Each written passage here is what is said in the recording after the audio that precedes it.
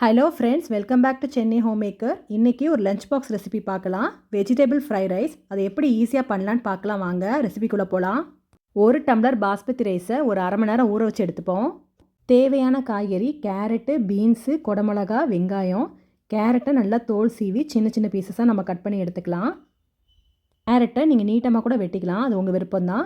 அதே மாதிரி பீன்ஸையும் சின்ன சின்னதாக கட் பண்ணி எடுத்துப்போம். குடமிளகாவோட மேல் பகுதியை நம்ம இப்போ ப்ரெஸ் பண்ணோன்னா அந்த விதையை நம்ம ஈஸியாக எடுத்துடலாம். இப்போது குடமிளகாவை நீட்டமாக வெட்டிக்கோங்க.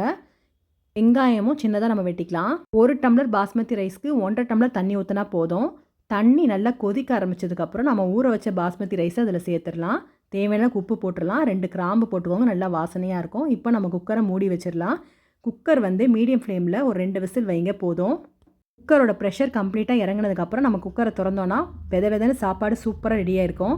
இப்போ ஒரு கடாயில் 2 ஸ்பூன் எண்ணெய் சேர்த்துக்கோங்க. எண்ணெய் சூடானோன்னே வெங்காயத்தை போட்டு நம்ம 1 நிமிஷம் வதக்கி எடுத்துடலாம்.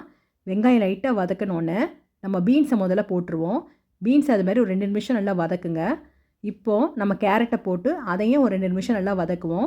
காய்கறி ஆஃப் குக்கடாக இருந்தால் போதும், ஃபுல் குக்கடாக ஆகணும்னு அவசியம் இல்லை. ஒரு அரை ஸ்பூன் இஞ்சி பூண்டு பேஸ்ட் நம்ம சேர்த்துக்கலாம். இதை நல்லா வதக்கி விட்டுருங்க.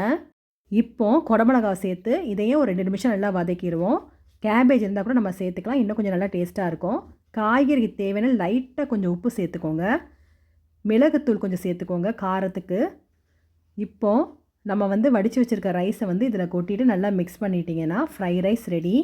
என்னோடய வீடியோ உங்களுக்கு பிடிச்சிருந்ததுன்னா மறக்காமல் லைக் பண்ணுங்கள், ஷேர் பண்ணுங்கள், சப்ஸ்கிரைப் பண்ணுங்கள். காய்கறியை கிண்டும் போது ஹை ஃப்ளேமில் வச்சு நம்ம கிண்டணும். தேங்க்யூ ஃபார் வாட்சிங்.